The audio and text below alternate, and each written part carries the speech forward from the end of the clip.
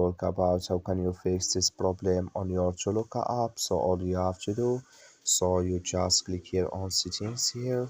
So then it's going to take you to this list here. Then all you have to do now, just go down here. So you keep going down here, then you click here on apps, then come to apps list here, and here you're looking for Toloka app here, or you just go above search, click on it here, you click on search, and here add Toloka here, add it. So then you click on it here, then it's going to take you to this list here. Just click here on first stop, then you click here on OK.